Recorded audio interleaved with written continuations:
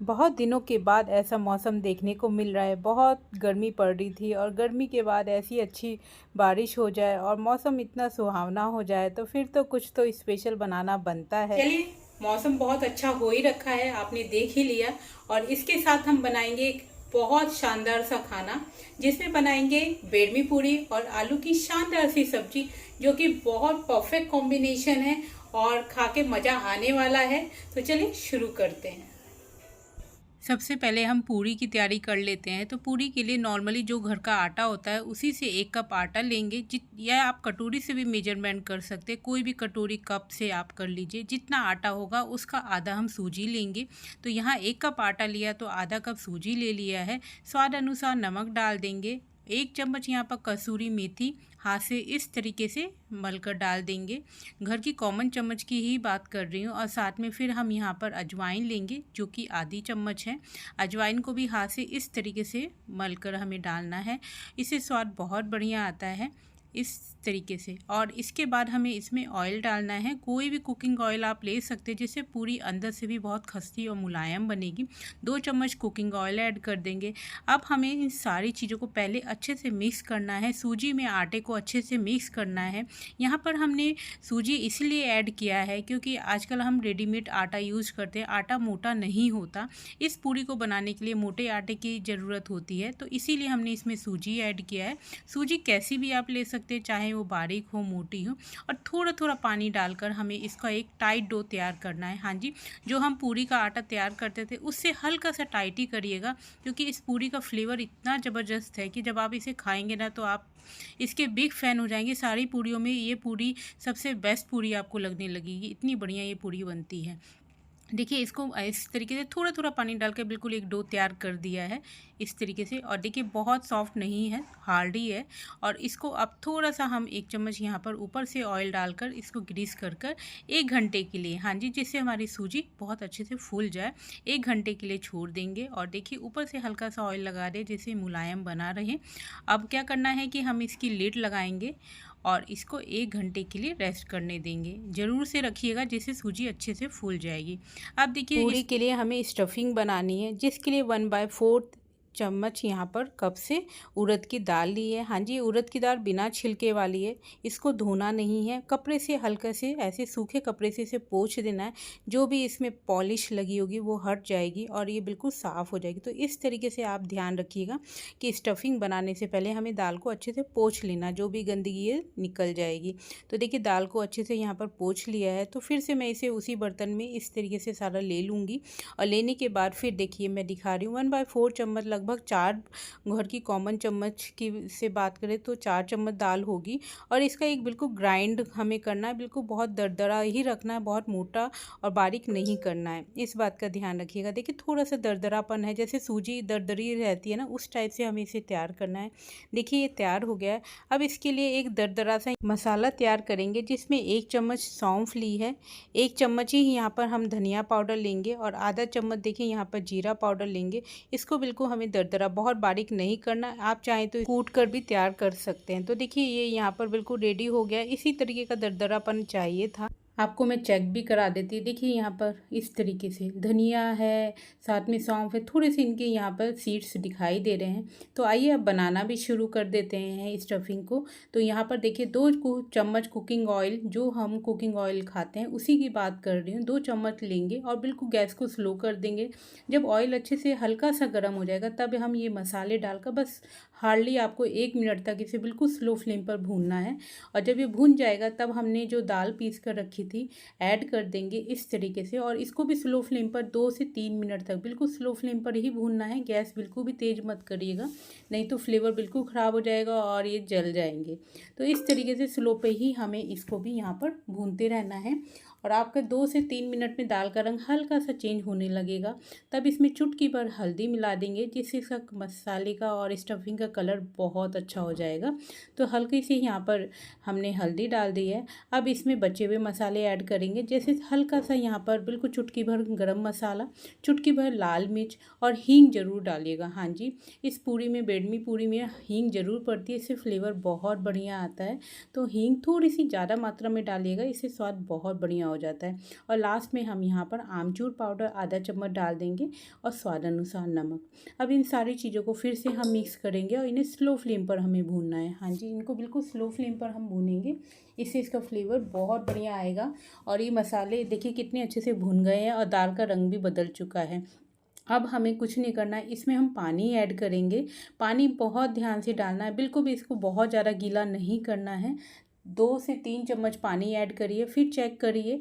बिल्कुल इसको हमें ड्राई नहीं रखना है, हल्का सा इसको सॉफ्ट बनाना है, तो उस हिसाब से 3 से 4 चम्मच पानी बहुत है, इससे ज़्यादा आप ऐड मत करिएगा। पानी ऐड करके फिर इसको स्लो फ्लेम पर ही 1 से 2 मिनट तक भूनेंगे। देखिए इस तरीके से इसकी कंसिस्टेंसी हो जाएगी दाल की। देखिए बहुत रूखापन नहीं है, हल्का सा बिल्कुल मॉइस्चर इसको मिला है और इतने में ये हमारी दाल हल्के से भुन भी चुकी है और फूल चुट जाएगी। तो बस इतना ही हमें इसमें पानी ऐड करना था। और अब आप इसकी स्टफिंग चेक कर सकते हैं, बिल्कुल परफेक्ट स्टफिंग पूरी की रेडी हो गई है। ऐसी स्टफिंग बेड में पूरी की बनती है और इससे इसका पूरी का स्वाद इतना डबल हो जाता है कि आप जितना खाएंगे आपका मन नहीं भरेगा। इवन आप इसे सब्जी के बिना भी खाएंगे ना तो ये बहुत स्वादिष्ट लगती है। तो मसाला तो हमारा तैयार हो गया है। आइए अब इस स्टफिंग को निकाल लेते हैं और ठंडा करने के लिए रख देंगे। तो इस तरीके से सारे स्टफिंग को यहाँ पर हम निकालें। इस तरीके की स्टफिंग बनाकर आप फ्रिज में भी रखकर 2 से 3 दिन तक भी यूज़ करेंगे ना तो बिल्कुल भी ख़राब नहीं होगी और आपकी पूरी का स्वाद डबल कर देगी। तो पूरी स्टफिंग तो बन गई। आइए अब हम आलू की सब्ज़ी बनाएंगे जो कि बहुत बढ़िया बनती है। और आलू टमाटर की सब्ज़ी अक्सर आप बनाते होंगे, लेकिन ये एक अलग तरीका मैं आपको बता रही हूँ जो कि बहुत शानदार है। इसमें लौंग है, काली मिर्च है, इलायची है। इसका जो ये पाउडर हमने पीस कर तैयार किया, इससे इसका स्वाद बहुत बढ़िया होता है। तो ये एक बार ज़रूर ट्राई करिएगा। इसके बाद देखिए हमने यहाँ पर 3 मीडियम साइज़ के टमाटर लिए हैं, जिनको अच्छे से धोकर हम इस तरीके से यहाँ पर रफली काट लेंगे क्योंकि हमें इसका फाइन पेस्ट ही बनाना है। और 2 हरी मिर्च डाली है अपने घर के स्वाद के हिसाब से, जिसकी मात्रा आप कम ज़्यादा अपने हिसाब से कर सकते हैं। और यहाँ 2 मैंने कश्मीरी मिर्च खड़ी डाली है, जिससे रंग बहुत बढ़िया आएगा। आपके पास ना हो तो भी कोई बात नहीं है, आप कश्मीरी पाउडर को भी यहाँ पर मिर्च का यूज़ कर सकते हैं। अब देखिए इसका बिल्कुल फाइन पेस्ट हमने बना लिया है। और कश्मीरी मिर्च से देखिए टमाटर में कितना अच्छा रंग आया है, ऐसे ही बहुत अच्छी ग्रेवी में भी कलर आएगा। अब इस सब्जी में बेसन का ज़रूर से यूज होता है, इसके बिना ये सब्जी अधूरी है। तो 1 चम्मच देसी घी डालकर इसमें बिल्कुल स्लो फ्लेम पर 1 चम्मच ही हम बेसन डालेंगे और बिल्कुल स्लो फ्लेम पर हम इसी तरीके से भूनते रहना है, बिल्कुल भी जले ना। आप देख सकते हैं मैं किस तरीके से कर रही हूँ, ऐसे ही आपको भूनना है। और ये बेसन का जब रंग बदलने लगेगा, हल्का सा सुनहरा होने लगेगा, तब अब देखिए आपको कलर में दिखा रही, इस तरीके का जब कलर होने लगेगा तब हम इसमें यहाँ पर पानी ऐड करेंगे। इसको थोड़ा सा लिक्विडी फॉर्म में हमें इसको यहाँ पर तैयार करना है। तो बेसन देखिए अच्छे से भुन गया है और गैस बिल्कुल स्लो है, और चाहे तो आप यहाँ पे गैस को ऑफ भी कर सकते हैं। तब इसमें थोड़ा थोड़ा करके पानी ऐड करिए, इस तरीके से बिल्कुल इसको मिक्स करना है जिससे लम्स फ्री हो जाए और एक फाइन सा यहाँ पर हमारा घोल बनकर तैयार हो जाए। ये मतलब बेसन का जो घोल है ये आगे हम सब्जी में यूज करेंगे और उससे इसका फ्लेवर बहुत बढ़िया आता है और बहुत अच्छी सब्जी की कंसिस्टेंसी भी होती है। तो देखिए इस तरीके से पानी थोड़ा थोड़ा करके मैंने ऐड किया है और देखिए इस तरीके से लिक्विड फॉर्म में हमें इसको बेसन को घोल कर रख लेना है। तो ये सारी तैयारी हमने पहले से कर ली है। अब आइए हम सब्जी बनाना भी शुरू करते हैं। तो यहाँ कुकिंग ऑयल 3 चम्मच लिया है, घर की कॉमन चम्मच से कुकिंग ऑयल को अच्छे से मीडियम फ्लेम पर गर्म कर लेंगे। और जब तेल अच्छे से गर्म हो जाए तब इसमें आधा चम्मच जीरा डाल देंगे और जो हमने मसाले दरदरे पीसे थे उनको डाल देंगे। बस इनको हार्डली आपको 30 से 40 सेकंड अच्छे से भूनना है। उसके बाद हम यहाँ पर 1 चम्मच धनिया पाउडर और आधा चम्मच हल्दी को ऐड करके बिल्कुल स्लो फ्लेम पर ही इनको भूनेंगे। हाँ जी, बिल्कुल बहुत ज़्यादा नहीं भूनना, बस इनको हार्डली आपको 30 से 40 सेकंड इस तरीके से हल्का सा भूनना है। और इसके बाद हम यहाँ पर सौंफ, हाँ जी 2 चम्मच सौंफ आप ज़रूर इसमें दरदरी पीस कर मिलाइएगा, जो कि मैं दिखाई नहीं आपको। सौंफ का पाउडर इसमें ऐड होता है, बहुत बढ़िया आलू टमाटर की सब्जी में टेस्ट आता है। उसके बाद चुटकी भर हींग ऐड कर देंगे और ये सारी ही चीज़ें स्लो फ्लेम पर करनी है। अब इसके बाद जो हमने टमाटर को बिल्कुल ग्राइंड करके रखा था वो सारी चीज़ों को यहाँ पर डाल देंगे और डालने के बाद इसको इस तरीके से हमें ऐसे पहले मिक्स करना और ये सारी ही चीज़ें हम स्लो फ्लेम पर करेंगे, इस बात का ध्यान रखिएगा। अब टमाटर डाल दिया है तो हमें इसे पकाना है, इस बात का ध्यान रखिएगा। जब तक साइड से ऑयल रिलीज ना होने लगे, मसाले अच्छे से ना पक जाएं, तब तक हमें इसे बिल्कुल स्लो फ्लेम पर इसे 7 से 8 या 10 मिनट तक पकाना है। तो देखिए 5 मिनट हो गए। उसके बाद मैं चेक कर रही तो हल्का सा ऑयल रिलीज़ होने लगा है इस तरीके से। और उसमें हम क्या करेंगे, कलछिल की हेल्प से सारे मसालों को फिर से एक बार मिक्स करेंगे और अच्छे से इस तरीके से भूनेंगे। तो अब हमें क्या करना है, इसको बिल्कुल स्लो फ्लेम पर ही भूनना है और इसका कलर बदल जाएगा। तो आप देख सकते हैं अब इसका रंग काफ़ी चेंज हो गया है और इसको भूनते भूनते ना मुझे 12 से 13 मिनट हो चुके हैं। तब इसमें हम यहाँ पर बेसन जो हमने घोल के रखा था, बेसन को ऐड कर देंगे। जिस तरीके से मैंने बेसन को पहले घी में भूना फिर डाला, इससे लम्स नहीं आते और कंसिस्टेंसी भी बहुत बढ़िया बनती है। अब इसमें यहाँ पर हम कसूरी मेथी 1 चम्मच डाल देंगे, साथ में आमचूर पाउडर ज़रूर डालिएगा और आधा चम्मच गरम मसाला। हाँ जी, ये सारी चीज़ें डालकर फिर से हमें इसे भूनना है 4 से 5 मिनट तक, जिससे सारे मसाले फिर से अच्छे से भून जाएं। जो मसाले हमने बाद में डाले हैं उनको भी हमें अच्छे से भूनना है और ऐसे ही हमें इसे बिना कवर किए ही इसे स्लो फ्लेम पर ऐसे कलछिल की हेल्प से मिक्स करते हुए भूनना है।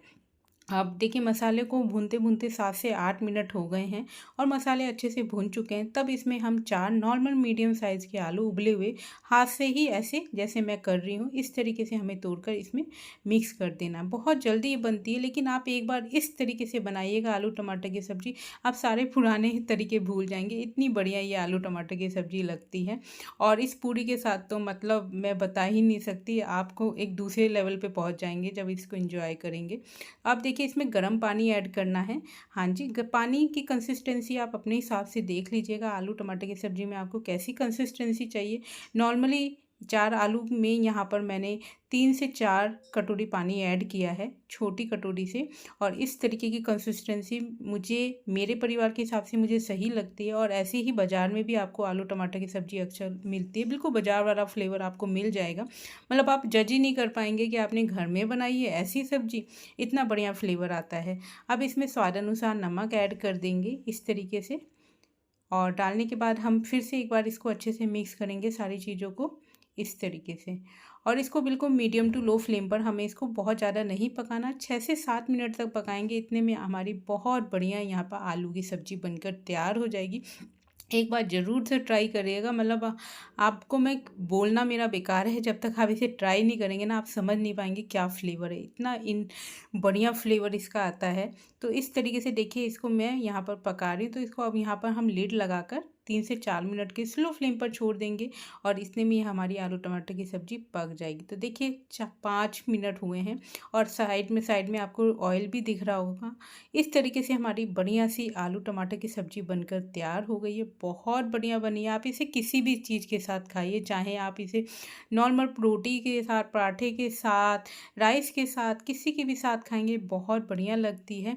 और आप देखेंगे इसमें बहुत ज़्यादा मसाले हमने ऐड भी नहीं किए हैं, लेकिन बहुत बढ़िया फ्लेवर आता है।